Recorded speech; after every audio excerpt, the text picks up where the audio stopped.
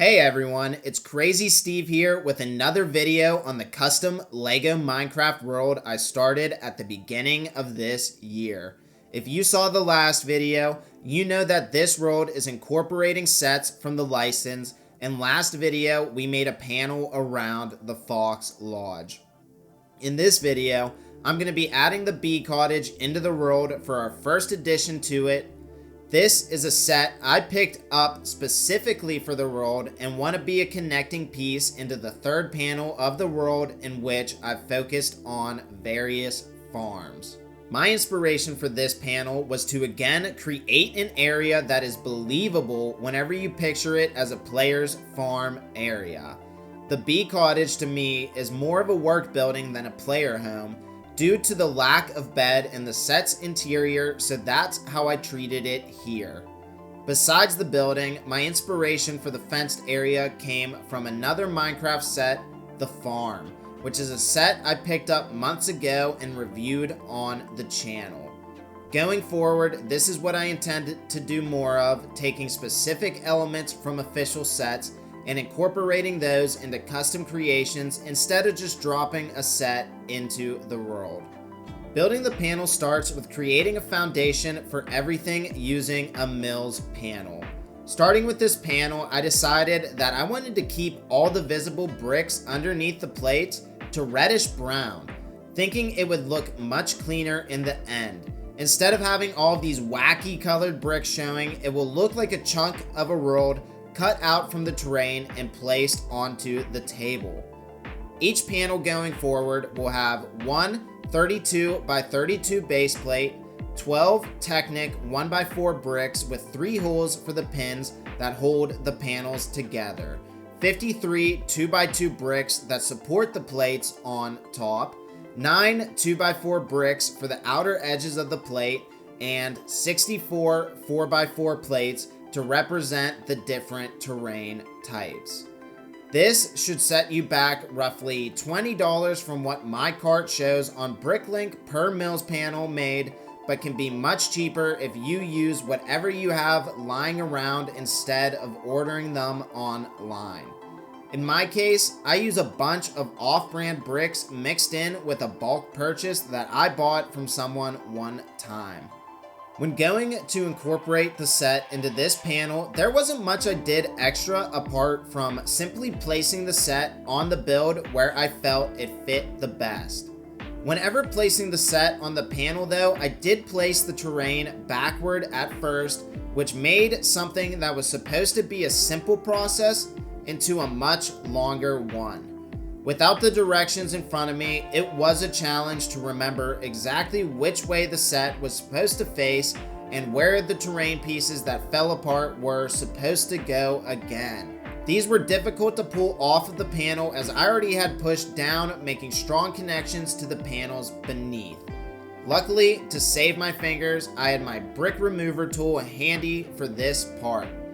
While it was supposed to be an annoyance, I did enjoy having to do a little extra building, as, like I said, incorporating the set was supposed to be simply dropping it onto the panel, which is rather easy. After overcoming the challenges I faced with the terrain portion of the set, I had a much simpler time adding the actual cottage to the panel. Before placing the cottage, I made sure to put the Honey Bear minifigure standing in the doorway of the building like they were just popping out to tackle some work on their farms. Placing the cottage was as simple as double checking my reference images from Studio 2.0, making sure it was 3 studs in from the edge of the panel, and placing it there. I wanted to keep the cottage in the corner there without any parts hanging over, such as the tail or wings on the left side. It still left ample space for a walking path between the bee terrain and cottage, which is what I was hoping for. In the future, I plan to add more jumpers to this section and minifigures to bring the scene to life more. After having the actual set placed, I began building the fenced animal pen that LEGO included in the farm set. Now, I didn't pull the pieces for this from the actual farm, but what I did was order all the pieces from Bricklink so I could keep the set 100% together. The same way it had been built in the set, I built it here using a lot of medium nougat pieces for the actual fence and reddish brown 1x1 with flower edges to elevate the post while allowing them to sit in between 4 studs. These flower pieces are pretty necessary for this type of fence design, as the tiles simply won't sit properly on top of the normal studs. This is something I found myself trying to do multiple times during the build while not thinking, but just focusing a little bit more helped me avoid it going forward. While making the gate, one of the reddish brown pieces for the gate had broken when going to place it on the jumper studs, which was disappointing, but until I can get a replacement, I used a black 1x2 plate to solve that problem. Speaking of the gate, I always found the design LEGO used to be a cool one with 2 1x1 bricks on 2 jumpers and the combination of hooked plus hinge pieces that line up perfectly when closed.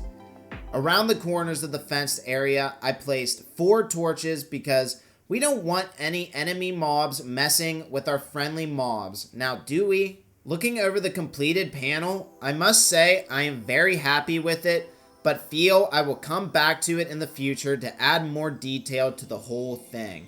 While mocking the build up, I hadn't gone much into the details of it, but with my future panels, plan to get everything where I want it before making my brick link order. Still, looking at the terrain on the panel with the Bee Cottage in the background, plus the fenced area beside it makes this set much more lively. It's just crazy to me how much some simple plates can change the look of a set by bringing it into a world like we are doing here on the channel.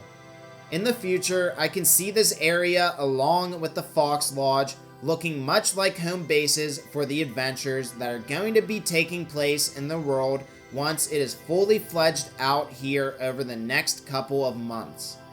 Again, like I said earlier, our next panel here is going to be centered around more farms and fleshing this player base area out a little bit more. I want to thank everyone for embarking on this journey with me and watching the videos as they are released. If you didn't see the first one, it's going to be in the top right of the video here. If you are interested in more LEGO Minecraft content in the future, consider subscribing to the channel. Each month, I will have an update on the world and upload video reviews of LEGO Minecraft sets as I buy them to build. If you'd like to share your thoughts on the world or have any cool ideas for it, please leave them in the comments below. Thanks again for watching, and I'm already excited to bring the next video in this series to you. Stay crazy.